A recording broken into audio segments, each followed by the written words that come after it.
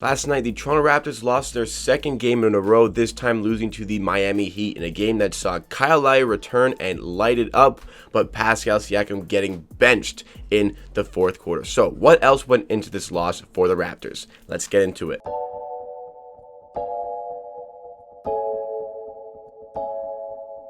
Welcome to the Raptors Roundup, the segment on the channel where we round up the Raptors game from the night before on Amateur Hour Sports, the channel where you get NBA content with a focus on the Toronto Raptors. We do a ton of videos and we also do live stream watch songs like the one we did last night for the game against the Miami Heat. Check out all the great content you missed out on by not being at the stream. Now Van Vliet from the Kia logo. Oh, Fred Van Deep! What a shot for Freddie. Bounce back night. That is my all-star on the court. Make sure you're there for the next stream so you don't miss out on the great content like that, and be there for the next one. And before we get into it, make sure if you like the video at any time, you hit that like button and consider subscribing to Amateur Sports to keep up to date with all of this great content that we have been putting out, looking to hit 3K by the start of April. But let's get into our video, the Raptors Roundup. You already know how it goes at this point. We talk about a brief overview of the game, then we take you through a synopsis of the events that transpired in the game, and then we leave you with 3 key takeaways to move on with for the future. So let's get started. So this is a game where the Raptors have to play on consecutive nights, and typically they do not fare well in those back-to-back situations. So far this season, they are 1-4 in back-to-back nights, the second game of the back-to-back, and the Raptors, the only win they had was in that ugly 86-81 win against the Minnesota Timberwolves. So it's safe to say the Raptors really struggle when they have to play on consecutive nights. But good news for the Raptors is that Kyle Lowry was back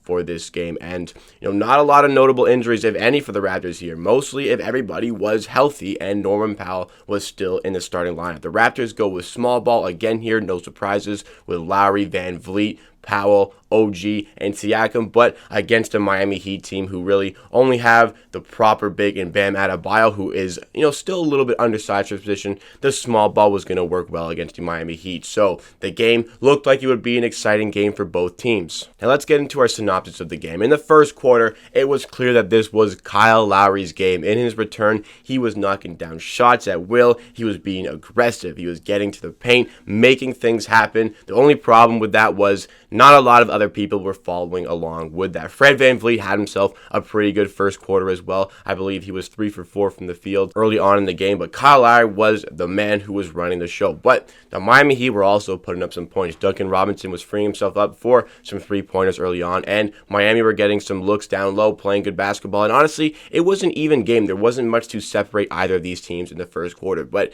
right near the end of the first quarter is when the Raptors found themselves, and they were knocking down big shots. They were getting stops. Kyle Lowry continued to be a huge figure in this game. The Raptors were up 7 very late in the first quarter. Lowry had himself a 12-point first quarter, and honestly, the Raptors were poised to go into the end of the first with a sizable advantage, but they fall apart very late on in the quarter with a couple of bad turnovers. Bambi causes a clear path foul, which gives the Miami Heat 2 free throws plus the ball back, which turned a 5-point lead into a tie game. And all of a sudden, instead of going in with the lead, the Raptors are tied in a very close game after the first quarter. But a ton of basketball left. The way the Raptors are playing, it bodes well for the rest of the game to see if the Raptors can pull away with a win. We also learned pretty close after this first quarter that the Boston Celtics were in the mud against the Atlanta Hawks and that they were going to lose that one. And the Pacers were in a tight game against the Golden State Warriors. So a good opportunity for the Raptors to progress in the Eastern Conference with a win here. The start of the second quarter had more of the same than the first quarter.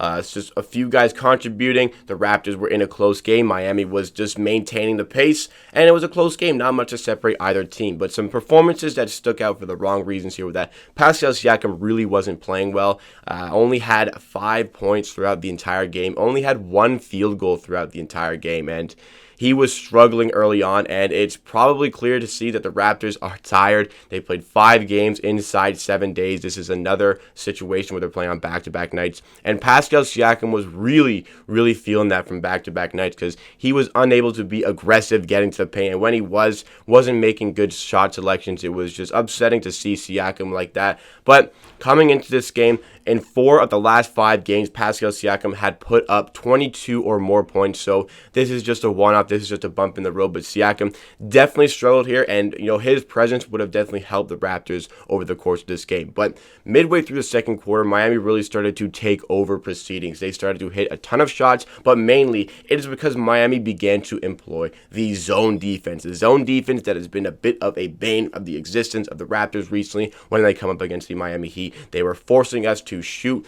the three-pointer, the three ball, and it just was not falling for the Raptors at this point in the game. Nothing was falling, and every time we tried to get in the paint, because when you're not hitting threes, you got to get in the paint, get gritty, and get your buckets there. Every time the Raptors went in the paint, Miami swarmed them on the interior, making it very difficult. The game was 48-48 at one point, and all of a sudden it was 62-52 for the Miami Heat. It ended up finishing the half at 66-56. So Miami really went on a run late on in that second quarter and ended up going into halftime with a 10-point lead. But the Raptors had been in this position before, and they have won from this position before. With 24 minutes to go in this game, the Raptors had a lot to fight for, only down 10. And with a lot to fight for in the third quarter, the Raptors come out hot in the third quarter. They go on a 10-0 run to start off the second half and tie up the game at 66. And now the Raptors look like they are right back in this game. They're maintaining the pace with the Heat. But of course, the Heat, they get a little run of their own and go up 78-70 because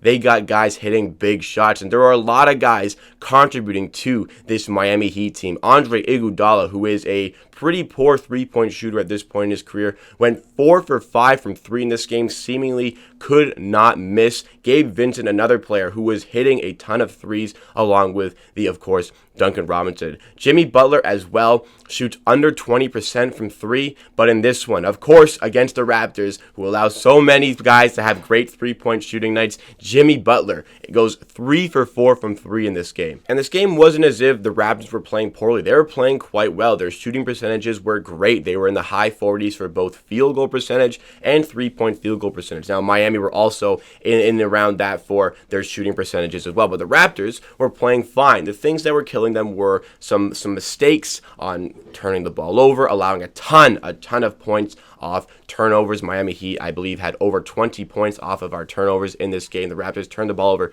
14 times in total, and the rebounding splits heavily favored the Miami Heat, and they were getting a ton of offensive rebounds with Bam Adebayo, and the free throw splits. The Raptors are never going to be in the advantage on the free throw splits. Miami were getting more free throws than the Toronto Raptors, and all of these things together, nothing that was glaringly obvious, nothing that was glaringly in Miami's favor, but all of these little important aspects of the game all conjoined together led to Miami having a sizable advantage in this one and carrying a sizable advantage into the final quarter. But this sizable advantage was only 7 points, and the Raptors chipped away and are down by single digits as we head into the ultimate fourth quarter. Siakam continued to struggle in the third quarter, so as we progress into our fourth quarter, Siakam got no minutes whatsoever in this quarter, and something I did not agree with, because Siakam, typically, even if he struggles early on in the game, he's a guy that you can rely on to hit some big buckets on the inside in the fourth quarter. But Nick Nurse decided that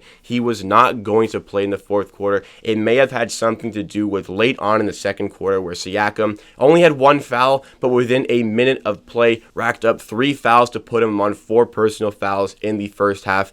Could have been something to do with mentality, could have been the fact that he was just absolutely gassed from playing so many minutes in other games. We're not sure what exactly happened, but Pascal Siakam did not play at all in the fourth quarter. Now, the Raptors, they had their moments where they were right back in this game. They got it to a 2-point game at one point. They got it to a 4-point game at one point. But the difference maker in this game, well, Miami, a lot of guys were contributing and hitting some big shots, but the main factor for the Raptors to lose this game was the fact that Jimmy Butler is the absolute closer that a team in the Miami Heat's position needs. It's the reason that this Miami team, who finished as the 5th seed last season, got all the way to the NBA final, because they have the closer, the type of player the Raptors have been longing for. The one guy you can stick the ball in his hand, and when the going gets tough, he gets your bucket. Now, the Raptors have been a lot better in that dynamic very recently, contrary to their 2-8 start, but still, the Miami Heat have the closer, the guy you stick it in his hand and he gets the bucket. And Jimmy Butler, when the Miami Heat and the Raptors, they came calling, asking him to make that shot,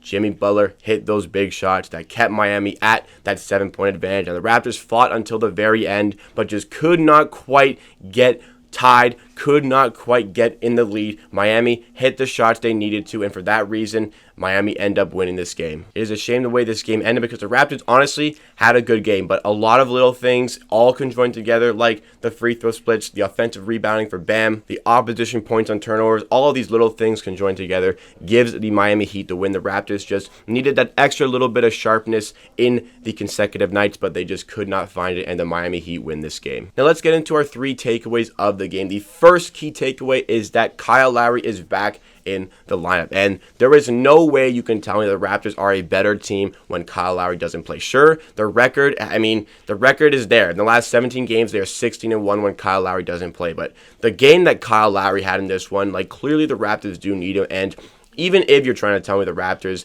would be better without Kyle Lowry in the regular season, talk to me about the playoffs. Imagine the Raptors trying to win a playoff series without Kyle Lowry playing. One of the most clutch players for the Raptors in playoff scenarios over the last decade or so. And imagine the Raptors without Kyle Lowry for the Boston Celtics series last season, without Pascal Siakam playing well, without Fred VanVleet playing well. How would the Raptors have been able to almost win that series if it wasn't for the insane shooting late on deployed by Kyle Lowry? Second key takeaway is Pascal Siakam. I mean, he got benched for the entire fourth quarter, but Siakam only with 5 points. He knows he had a tough game, but he has been very, very good in the last couple of weeks. This is just one-off. This is one game. This is a bump in the road. I fully imagine that he will bounce back and have a fantastic game against the Houston Rockets when we play them. It's unfortunate he had this game, but don't go calling for his head after one poor performance. He will be back. He has been great again.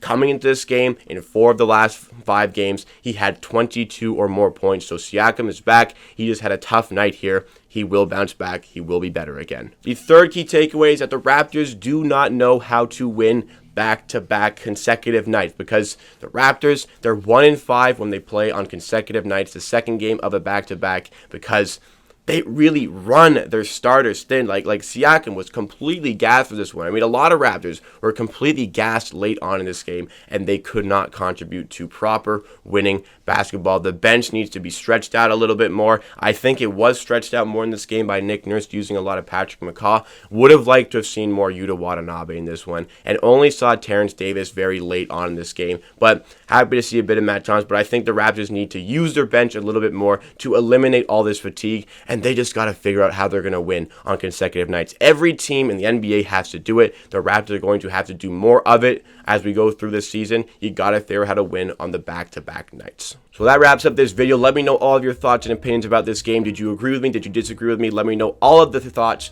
in the comments down below. But that wraps it up for me for today. Thank you so much for watching. If you are still here, please like the video if you liked at any point to help us reach new viewers, and subscribe to Amateur Sports for more content like this. We got the videos just like this one. We got Raptors game reviews, Raptors opinionated videos, and also a ton of live stream watch logs, as well as a Q&A on March 1st with myself. So make sure you guys are subscribed to stay up to date with everything and to be a part of all the great content. At the end of the day, I believe what I say. If you disagree, that is okay. We'll see you again next time for another video.